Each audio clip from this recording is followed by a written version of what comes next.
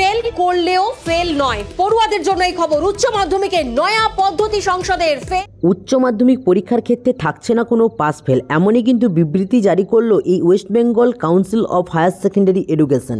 তোমরা প্রত্যেকে জানো যে 37% নাম্বার পেলে যে উচ্চ মাধ্যমিক পাস বলে প্রত্যেকজন স্টুডেন্টকে গণ্য করা হয়। এবার থেকে কিন্তু এই 37% নাম্বারের কম নাম্বার পেলেও তোমরা কিন্তু এইচএস পাস বলে গণ্য করা হবে।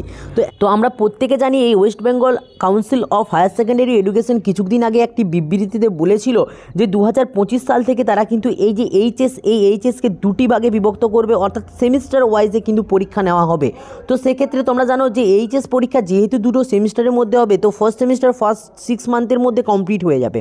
তো সেক্ষেত্রে একজন স্টুডেন্ট যদি 37%-এর কম নাম্বার পায়, সে কিন্তু সেকেন্ড সেমিস্টারে সে কিন্তু এই এইচএস পরীক্ষা দেওয়ার কিন্তু সুযোগ থাকবে তার কাছে। অর্থাৎ সে এই 37% নাম্বারটা পেয়েও, অর্থাৎ তার থেকে কম নাম্বার পেয়েও সে কিন্তু সেকেন্ড সেমিস্টারের এক্সামটা দিতে পারবে। এবং সে তার কাছে কিন্তু একটা বড় অপরচুনিটি থাকবে যে 37%টাকে কীভাবে 70% অথবা তার বেশি বাড়ানো যেতে পারে। কারণ হচ্ছে তুমি যদি 37% নাম্বার পাওয়ার পরেও যদি সেকেন্ড সেমিস্টারে একটু বেশি নাম্বার পেয়ে যাও, তাহলে কিন্তু তোমার অ্যাভারেজ যে পার্সেন্টেজ, সেই পার্সেন্টেজ কিন্তু অনেকটাই বেটার ফিল হবে। তো সেক্ষেত্রে কিন্তু উচ্চ মাধ্যমিক কাউন্সিল এটাই চাইছেন যে ফার্স্ট সেমিস্টারে কাউকে আটকানো হবে না এবং সেকেন্ড সেমিস্টারে গিয়ে তোমরা কিন্তু সেটাকে কভার আপ করতে পারবে। সেমিস্টার পদ্ধতিতে যেতে চলেছে, রাজ্য সরকারের কাছে প্রস্তাব পাঠানো হয়েছে ইতিমধ্যেই সেমিস্টার পদ্ধতিতে যাওয়া নিয়ে। সেই সেমিস্টার পদ্ধতিতে যাওয়ার জন্য মূলত দুটি সেমিস্টার পরীক্ষা হবে। একটি সেমিস্টার হবে নভেম্বর আর একটি সেমিস্টার হবে মার্চ, এমনটাই উচ্চ মাধ্যমিক শিক্ষা সংসদ পরিকল্পনা নিয়েছে।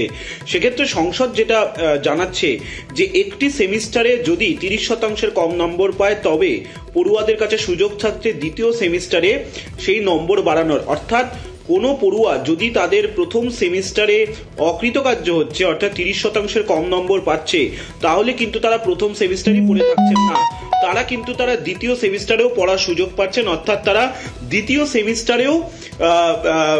সেমিস্টারের পরে দেখা হবে যে মোট কত নাম্বার পাচ্ছে দুটি সেমিস্টার মিলিয়ে, প্রথম সেমিস্টার এবং দ্বিতীয় সেমিস্টার, এই দুটি সেমিস্টার মিলিয়ে মোট কত নাম্বার পাচ্ছে, অর্থাৎ 30% নম্বর পাচ্ছে নাকি তা দেখা হবে। তবেই তারা উত্তীর্ণ বা অনুত্তীর্ণ হিসাবে ঘোষিত হবে।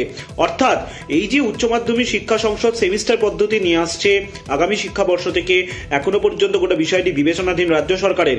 কিন্তু এই সেমিস্টার পদ্ধতি নিয়ে এলেও একটি সেমিস্টারে ফেল করলে বা 30%-এর কম নম্বর পেলে তারা ফেল করবেন না বা তারা সেই সেমিস্টারই থেকে যাবেন না, তারা অকৃতকার্য হবেন না।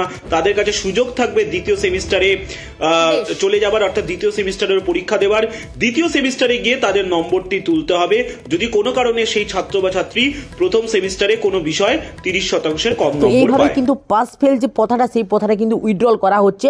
তো সেক্ষেত্রে কিন্তু 37% নাম্বার সেই ব্যক্তি যদি কোনো কারণবশত সেকেন্ড সেমিস্টারও না তুলতে পারে, সে কিন্তু পাস নয়, ফেল বলে কিন্তু গণ্য করা হবে। তো সেক্ষেত্রে পাস ফেলের কথাটা কীভাবে উইথড্র করা হলো সেটা তোমরা কিন্তু বুঝতে পারছো। কারণ একজন স্টুডেন্ট কোনোভাবেই কিন্তু দুটো সেমিস্টারে 37%-এর কম কিন্তু নাম্বার পাবে, এটা কিন্তু আশা করা যায় না। তো সেক্ষেত্রে অবশ্যই তারা কিন্তু পাস আউট হয়ে বেরোবে। ওই জন্য কিন্তু সেমিস্টার পদ্ধতি থেকে পাস ফেল যে পদ্ধতি, সেই পদ্ধতি কিন্তু উইথড্রল করা হলো। এটাই কিন্তু আজকে সবথেকে সেরা নিউজ। তো এই নিউজটা যদি তোমাদের ভালো লেগে থাকে আর আমার ভিডিওটা যদি তোমাদের পছন্দ হয়ে থাকে, অবশ্যই লাইক করে বন্ধুদের মধ্যে শেয়ার করতে থাকো।